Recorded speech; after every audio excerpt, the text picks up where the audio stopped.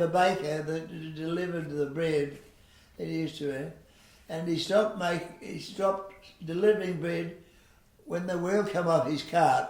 The baker came around with a horse and cart initially, and you just go out and get your bread from him. And it was, when I think about it, wasn't all wrapped bread or sliced bread.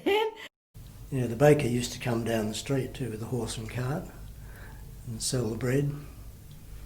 And there was a big scramble for all the occupants to try and get the horse manure to put on their cart. The milkman came around in a milk cart, and you put your billy out each evening and got your milk in the morning. And the baker used to come around with his basket, and you'd select your bread out, and the greengrocer would do the same. Kelly's, the dairyman, had a depot in Pangbourne Street, and they delivered from a two-wheel horse-drawn cart that carried 2 large milk churns. These they decanted into 2-gallon pails and then brought them to the front fence and ladled your milk into your billy.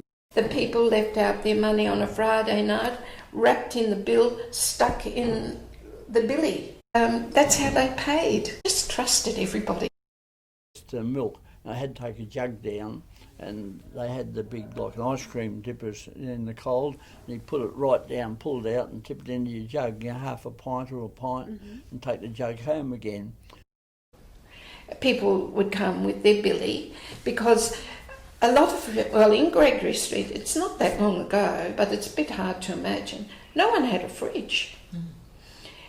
Because we used to buy the milk ourselves, and then Mother used to boil it. Okay. And then be a fight over who took the scalded cream from the top. I remembered that we had the daily delivery of bread, horse and cart. But people used to come around for the butcher and the baker every day. The horses used to stop and have a drink there. Yeah. Because most of the deliveries, the milk was delivered by a horse and cart, and we used to get a greengrocer who used to come and call about once a week.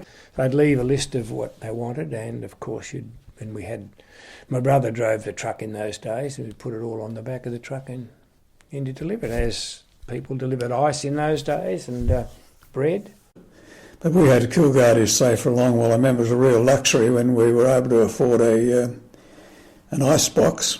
The iceman coming with blocks of ice. We had an ice chest in the garage. But often at the weekend, particularly if it was hot, the ice, you'd run out of ice. So my sister had a wooden doll's pram, and we used to often have to go down and get the ice in the doll's pram. My mother would write a grocery list. My father would drop it in there on his way to work, and then they would deliver it to the house. I was the delivery boy. I used to be at the back weighing up potatoes and wheat and bran and pollen. I was mainly working in the shop and delivering groceries on the old push bike. You had to go around the push bike and basket, and in those days you went around and took orders and then delivered them. And Dad would go to the market in the morning and he'd buy all the gear and bring it back, and then we'd pack the potatoes into bags, and we'd put the sugar into bags, and biscuits, you'd buy those in bulk. We repacked it all. Well, of course, there were no shops here at all. The baker used to deliver, and the milkman used to deliver, and the groceries used to be delivered. What I do remember is, we had a greengrocer come around, the iceman, the milk man, the bread man, the Watkins man. But, that was too far for Mum to come and carry anything home, so it was only Friday that they did their shopping in town. Take the car and park opposite Foy's in Murray Street and at car park, and, take the push or pram out and kids in and... Every time we wanted to go to town or anything, we had to go to either to the Subi station and catch the train, or over to Hay Street and catch the tram. You can see this little 10-year-old waiting at a bus stop in Grantham Street with about 8 bags of groceries, and I did that regularly. Transport was the tram that went terminus at the Wembley Hotel, and then the trolley buses, And I can't think. Mum certainly didn't have transport, so and I think we must have just walked down to the shop. Well, we used to have to walk right down to Wembley, and there were a few little shops down there. Shopping was most difficult. I was not able to drive. We had the one car. Shopping was difficult, but you still, if you didn't have a car, you'd have legwork with the kids on the pram. Well, for 6 months, I don't think I went further out than pushing the pram around the district for 6 months. And my husband used to do the shopping in his lunchtime and bring it home. I used to have my pop-up boat, a bike, a light motorbike. And I used to do all my park outside at Murray Street there and do all my shopping and load it all on and bring it home like that. It used to be like a camel. And then on the way home, they did their shopping in Perth and stopped at the markets to collect the fruit and veg that Dad hadn't grown, and then came on home. Went and bought always my vegetables from the markets in near Wellington, on the corner of Wellington Street, and then did my cheeses and things and everything from town and brought them back. And the corner shop was always there. Pretty well every corner had a little shop, a grocer's shop, or most of them sell tea, sugar and so on. So. John's Deli, and I've forgotten the name of the one that was diagonally opposite, but they were where you did your food shopping. And she'd tell me to go down to Bob Brooks, the butcher shop, that was in Wooley Street there, and get her a pound of sausages or a bit of mince or a couple of for soup, you know, what the shanks as she called them, that's right. Mm-hmm. So I down the back lane, over the back fence, down, it's only 100 yards, mind you, to the butcher, and said threepence or something she'd give me to buy the shanks. Back on those days, and there was long hours. In those days you couldn't sell certain things after hours, and you'd have to put screens up over a lot of the stock. Most of the groceries were behind screens that the grocer wasn't allowed to touch after certain hours. You had big screens on the general merchandise. I can remember Beck's powders and all your patent medicines, and you could sell sugar and tea and that sort of stuff. And for a long time I didn't realise that the deli on the corner was not a shop that you went to all the time. No Floreat Forum. Where the Forum was wildflowers and gum trees. And the Forum wasn't there. It was just bush that they used to walk through, yes. Complete bush, like up this end, only a few houses and down. We had no shops, there was nothing. On the plan, the Forum was planned out.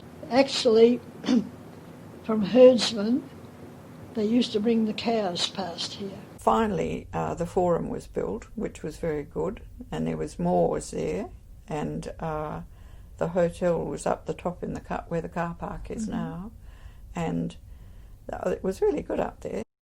So you got used to it. It was like an outing to go shopping. But if I needed a lot of shopping, I had to wait until Frank was available. And very often he wasn't even at home. And then they built the Forum, and which we liked. And then they, several years later, they extended it. So that was better still. Forum itself has been a great asset. Well, it's about the same. It hasn't changed that much. It's got bigger, that's all. The Floreat Forum, well, the hotel started out there, then they built the big shopping centre. It was a pretty good area to live in. When they had the big department store in the Floreat Forum, that was really nice, having a department store. When Floreat was first built, it was it was sort of top of the line retail destination. It was the first American style mall, if you like, built in Western Australia. Can remember the Floreat Forum opening. Moores had a big department store there. Yeah. It did make a big difference, yes. My wife did all the shopping and she'd come to the Forum and shop at the Forum. The shopping centre at Floreat I like, which is reasonably nearby, and so's the library there. So I can go, and my bank's there. I do all those three things when I go. The other thing they also do like is social interaction. It's the atmosphere. The people that live here are really nice. If you go down the shops, everybody talks to you. I found the people very welcoming, and a few times I ran for the bus with my daughter in her white crocheted knee-high socks, only to miss the bus, and the local vicar from the Catholic Church stopped and gave me a lift on 2 occasions. So I thought, isn't this lovely community spirit? How long have you been going to the Forum? Oh, since it opened. When it used to be double-storey, and there was a departmental store above it, and they've just taken the double-storey down and made it down, and it used to be open. The inside Forum was open to all the weathers, and eventually it was done in with a canvas, and then eventually, after the canvas started to rot, they covered it in with glass, and that's how it is today. I have always said that Floreat should be the centre of the community. So anything that's happening at Floreat, you should know about it by being at Floreat. We're the centre of the town, if you like, without being a town centre. Used to have launches, I remember the Red X Rally. I've seen pictures of the Red X Rally, either finishing here or having a stage here. I've seen new cars being launched here. I've been in the art world as well. Well, art displays, I guess, and art shows. In Floreat Forum. I remember playing on the first floor of the Floreat Forum. There was a function centre there. We worked there. Some listeners will remember that that 6KY had an outside broadcast facility here. I think it might have been Paul Godin who set up this idea of combining the fan clubs. Fan clubs were mostly run by girls. And we held it in they had an auditorium, but KY had recording studios there and also an auditorium. Just after the Forum was built, they advertised that they'd start a gym, if they could get enough people interested. But broadly speaking, the existing Floreat structure still remains. It was built very well when it was built in the 60s. So things like all the structural steel still remains. The roof was replaced, all the external walls, broadly speaking, it's still the same brickwork. A lot of the retailers, some of the retailers are still actually there. Sam Raffici was there when it opened and is still trading today. Multi-deck car parking, etc. has come on board. Now, fortunately, it's got the seniors parking and we'll get to lift up. The Floreat Forum were having their 50th anniversary. We went down and we basically crashed their party. All of a sudden, we just started playing. The basic service, if you like, that's provided here, I think, is here for a long time to come. People still love coming to Floreat Forum. Most people who live in this area treat it as their own, and they always have, since the suburb basically was formed, and their kids and grandkids are now evolving the same way. And I came back and it was just like going to the Forum. I says, yes. I felt at home.